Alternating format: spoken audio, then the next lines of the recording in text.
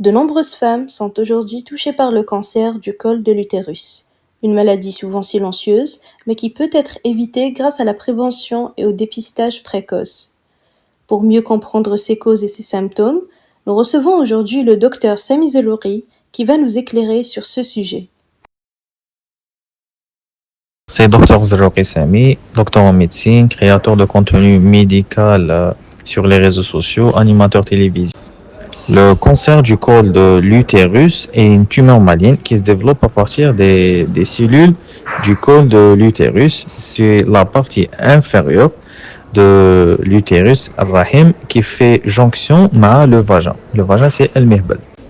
Les facteurs de risque, principalement, l'infection persistante par le papillomavirus humain, c'est HPV.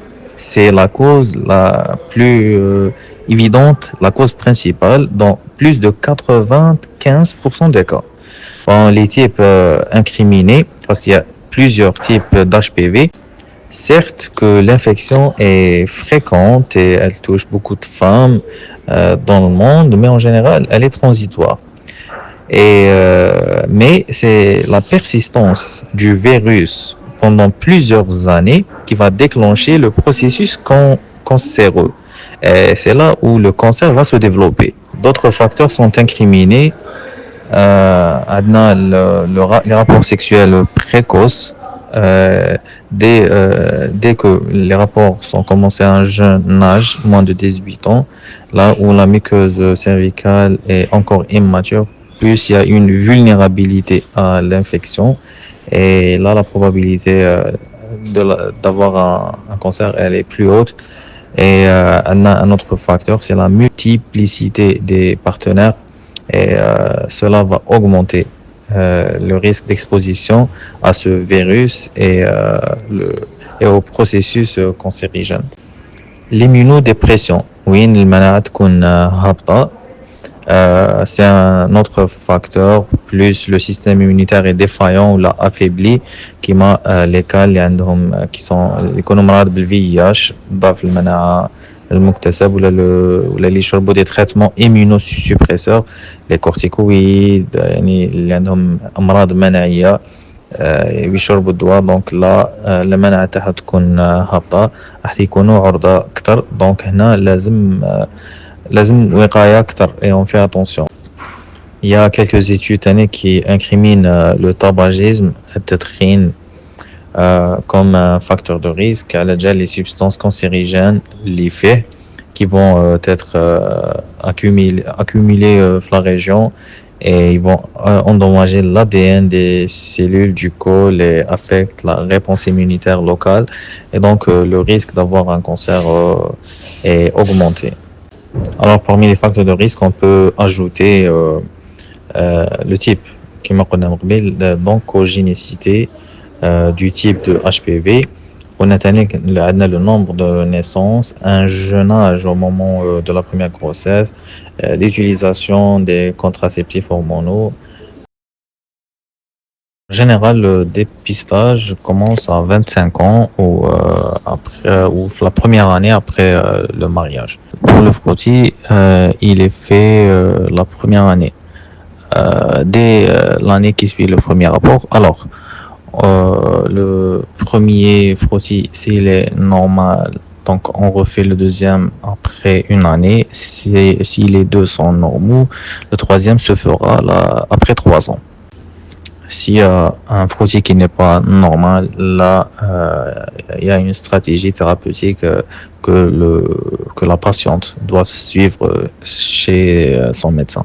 Pour le déroulement, il n'est pas douloureux, mais par contre, il est un petit peu désagréable pour certaines femmes. Alors, après installation de la patiente en position gynécologique, comme pour un examen classique, donc là, c'est sans anesthésie et il va y avoir une introduction du spéculum. Le spéculum permet de visualiser mieux le col de l'utérus. Et là, il va y avoir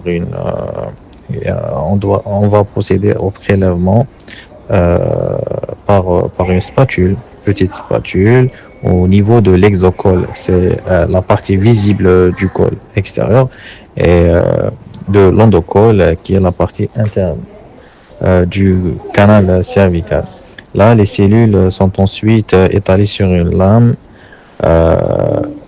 ou mises dans un flacon selon les méthodes et on va l'envoyer au laboratoire pour les examiner au microscope par un cytologiste et avoir des résultats dans les brefs délais. Le vaccin contre le HPV est vraiment très efficace et de préférence, il faut, il faut le faire à un jeune âge, avant avoir des rapports sexuels. Là, on parle des jeunes filles moins de 15 ans, là où leur immunité réceptive et là où leur immunité va répondre à ce vaccin et il sera plus efficace. Alors pour répondre, est-ce qu'on peut avoir des enfants après le traitement? Là, c'est au cas par cas et selon le stade du cancer et selon le traitement reçu. Ça veut dire c'est au cas par cas. C'est-à-dire on peut pas trancher ou donner une réponse globale. Côté sensibilisation et santé publique, réellement, les femmes algériennes ne sont pas suffisamment informées sur cette maladie. Elle est vraiment méconnue et n'est pas vraiment prise au sérieux. Le message que je souhaite véhiculer aux femmes, c'est que لازم يعرفوا que le cancer du col de l'utérus, c'est l'un des rares cancers qu'on peut éviter avant qu'il ne commence. C'est un cancer lent qui met 10 à 15 ans à se développer et on peut le détecter à l'état simple, là où la lésion est précancéreuse, grâce aux frottis et aux tests HPV. Donc le dépistage, c'est pas pour chercher le cancer, mais beaucoup plus, c'est pour empêcher qu'il n'arrive.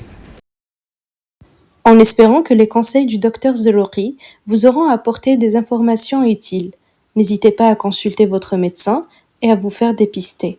La prévention reste la meilleure arme contre le cancer du col de l'utérus.